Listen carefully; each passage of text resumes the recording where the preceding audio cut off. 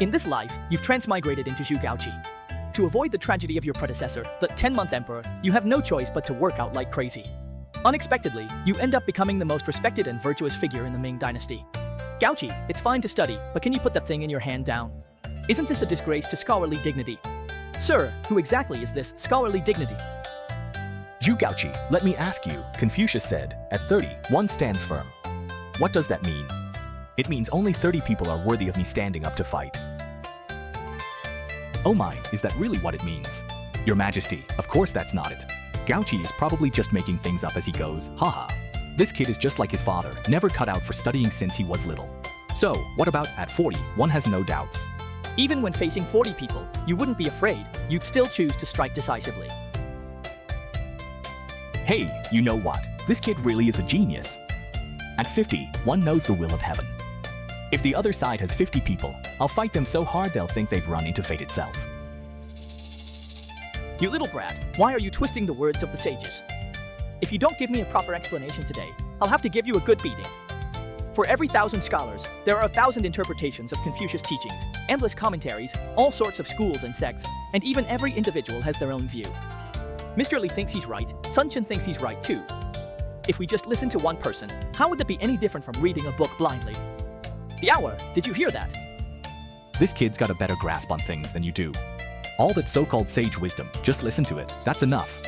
Everyone has their own perspective, don't take it all so seriously and go around trying to set yourself up as some kind of role model, acting all high and mighty every day.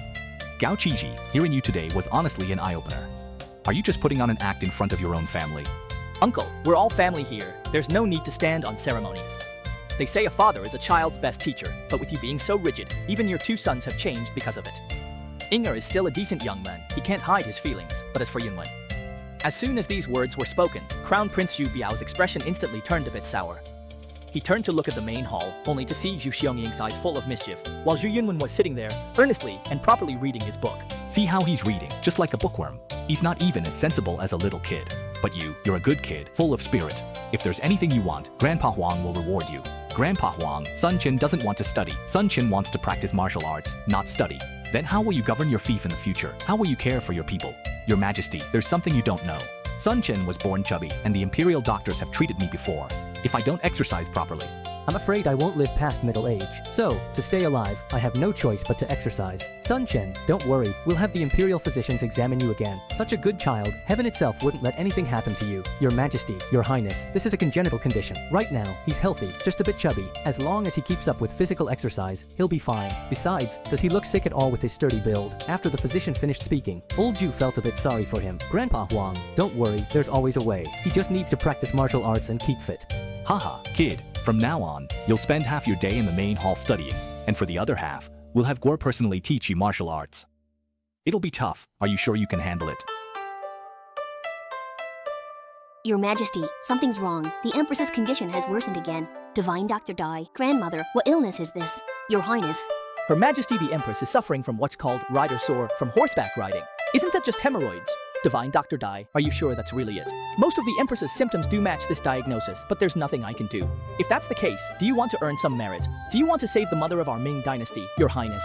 Do you have any good ideas? There is a way, but it's so shocking and unconventional, it all depends on whether you dare to try it. Her Majesty is known for her kindness and compassion. Everyone knows that. If Your Highness truly has a brilliant plan, I might as well be honest with you. Forget about earning merit for now. Even if I have to give up my official robes, I'll still do everything I can to save Her Majesty. On our way here, we were saying, how could dozens of imperial physicians fail to diagnose my sister's illness?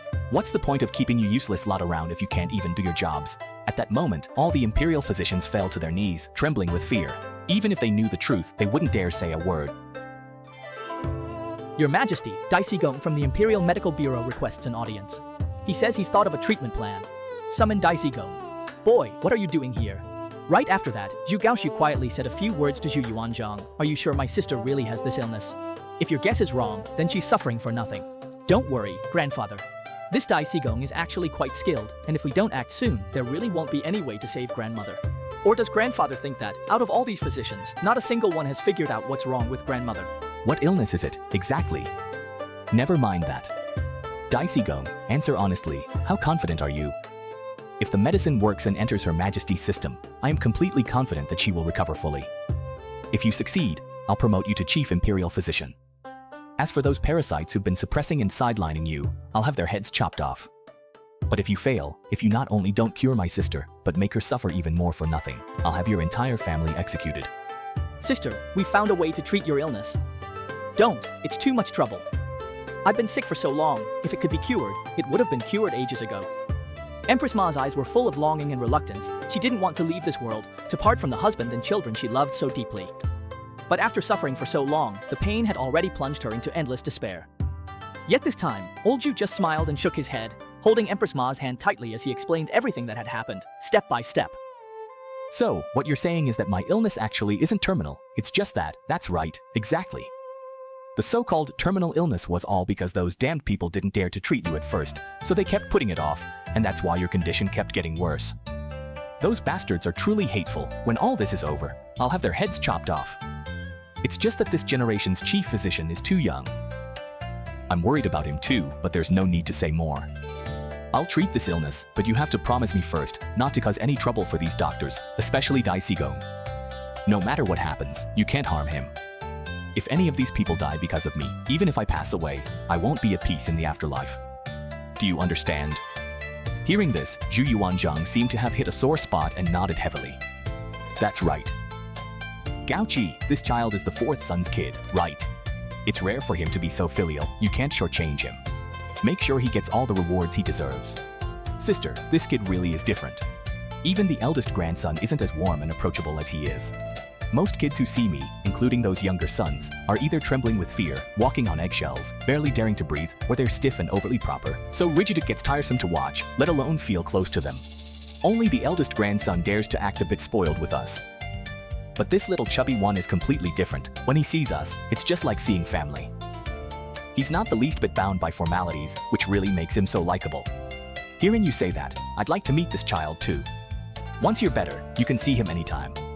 He's still thinking about the new clothes you're knitting for him and the treats you made. All right. Enjoyed the laugh? Then hit that subscribe button now.